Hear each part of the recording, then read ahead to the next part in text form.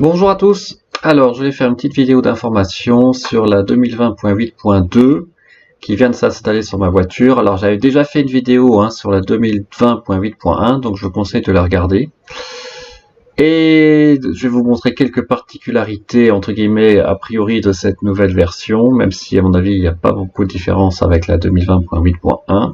On va parler d'une option très intéressante à venir sur la 2020.12.5. Et puis après, d'autres petites informations intéressantes sur les superchargeurs V3 qui arrivent en France. Comment marche la boîte de vitesse aussi de la Model 3. Je pense que ça pourrait vous intéresser, même si je suis pas un spécialiste en mécanique, mais c'est toujours intéressant de voir ça. Et puis aussi un petit retour sur la qualité de fabrication de la Model Y. Donc on va commencer d'abord par une vidéo dans la voiture, et après je reviens vers vous pour parler des autres infos. À tout à l'heure. Bonjour, alors je vais faire une vidéo rapidement sur la 2020.8.2 et voir si on avait vraiment une différence par rapport à la 2020.8.1. Alors là vous avez bien le récapitulatif des différentes fonctions qui sont maintenant intégrées, mais que je pense que j'avais déjà dans la 2002.8.1, à savoir le mode piste, que j'ai déjà fait une vidéo dessus pour visualiser l'état du moteur, de la batterie, l'état des freins, etc., etc. La fonction accéléromètre, donc je vous conseille de revoir ma vidéo, même si c'était pas sur circuit. L'enregistrement des profils, l'enregistrement de la vidéo sur un tour. Donc ça c'est aussi sympa pour ceux qui veulent faire du circuit évidemment. Les améliorations de conduite, donc ça je vais revenir dessus, j'ai fait aussi une vidéo avec les feux et les panneaux qui me sont maintenant visualisés, ainsi que les marquages sur la route. Évidemment, il faut quand même répéter encore une fois que ce n'est pas actif, c'est-à-dire que ça vous le visualisez sur l'écran, mais pour l'instant la voiture ne s'arrête pas au feu stop ou ne s'arrête pas au feu rouge comme ça a l'air de commencer aux États-Unis sur certaines voitures test. J'ai fait aussi une vidéo dessus. D'ailleurs, on va aller tout de suite dessus, voir contrôle autopilot, aperçu de la visualisation. Parce que ça, j'étais pas encore allé dedans. Aperçu de la visualisation de conduite entièrement autonome. Donc ça, c'est intéressant. Donc c'était déjà mis par défaut. Réglage sortie auto, ça vous connaissez. Ça vous permet de dire sur combien de mètres vous pouvez faire reculer la voiture en ligne droite, mais ça marche aussi pour le mode sortie de parking, vous savez, quand vous avez le FSD, quand vous voulez que la voiture se rapproche de vous. Et moi ce qui m'intéresse c'est ce mode veille là. En fait ça y est, je pense que j'ai compris, c'est-à-dire que quand vous mettez ce mode veille, le système sera beaucoup plus réactif. C'est-à-dire que les radars, comme c'est écrit ici en fait, les capteurs caméra, etc. restent allumés. Donc dès que vous appuyez sur sortie automatique sur votre téléphone, la voiture, je pense, l'opération va beaucoup plus vite. Il n'y a pas ce délai de quelques secondes, c'est vrai, pour que la voiture se déplace. Là, vous gagnez quelques secondes.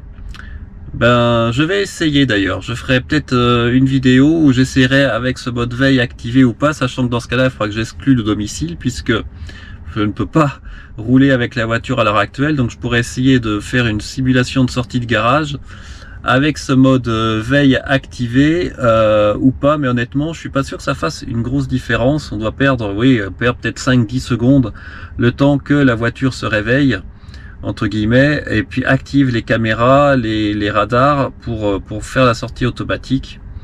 Je pense pas que ça soit quelque chose de capital, mais en tout cas c'est intéressant de voir qu'on a cette option que je n'avais jamais vue avant dans les menus.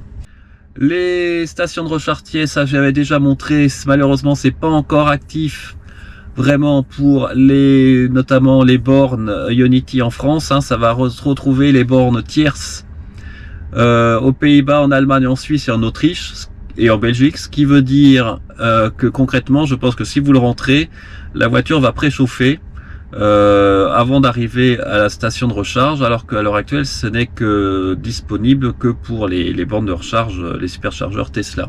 La commande vocale, j'en ai déjà parlé aussi. Et puis les manuels, les nouvelles langues, là, il n'y a rien de nouveau. Donc, j'ai hâte qu'on reçoive la 2020.12, parce que là, il devrait quand même y avoir des fonctionnalités en plus, mais je crains que ça soit plus pour les États-Unis.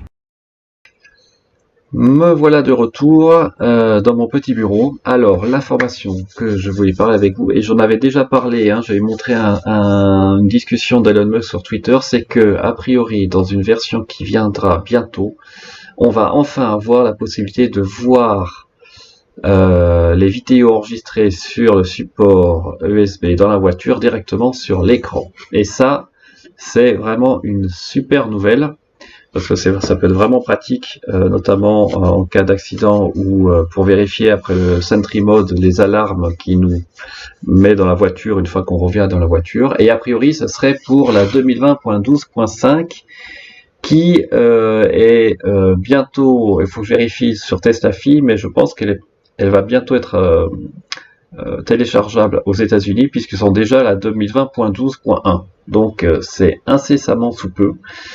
Et c'est une fonction bien sympa. Alors c'est pas la fonction 360 que j'ai vu aussi dans une autre chaîne YouTube là qui était marrante sur la vue à 360 degrés de la voiture. Mais là c'est quand même super sympa comme nouvelle fonction. Donc c'est aussi confirmé sur la chaîne Teslaratic que je pense que beaucoup d'entre vous connaissent déjà.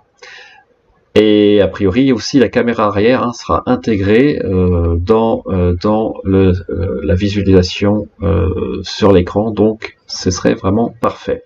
L'autre info dont je voulais parler avec vous, c'est qu'il y a un fameux site YouTube avec Sandy Munro qui va dans les jours et semaines qui viennent démonter la voiture, la Model Y, pour vraiment vérifier la qualité de fabrication. Et son premier retour sur la finition extérieure, eh ben, il est plutôt positif.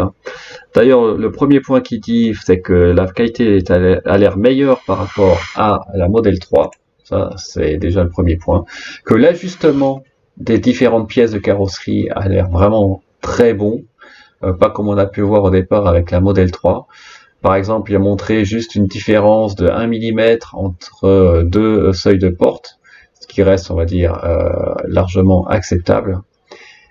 Et après, donc, il va commencer à démonter la voiture. Il a trouvé un détail aussi, un défaut d'ajustement sur les feux arrière, mais bon, rien de très dommageable. Alors l'autre information dont je voulais parler, c'est ça y est que les chargeurs V3 commencent à être installés en Europe. Donc c'est une bonne nouvelle, sachant qu'on va pas gagner non plus 10 minutes sur une charge sur nos modèles 3, notamment si on charge entre 20 et 80%, on va gagner quelques minutes, mais bon, c'est toujours appréciable, puisque c'est des minutes de gagner aussi pour celui qui vient charger après, on va libérer les places plus rapidement. Et en France, eh bien, il y en a un qui s'installe à Boulazac, en Dordogne, si je me trompe pas. Et donc c'est quand même assez impressionnant de voir que malgré la situation actuelle et le confinement, eh bien Tesla progresse toujours autant, essaie d'être actif, même si a priori le rythme d'installation des nouvelles bornes en 2020 en France n'est pas si extraordinaire que ça, d'après ce que j'ai lu. Par contre, pour l'usine de Berlin, là ils avancent bien. Quand j'ai vu les photos en Allemagne, ils ont bien défriché le terrain, ça c'est clair. L'autre info dont je voulais parler, c'était de la boîte de vitesse de la Model 3.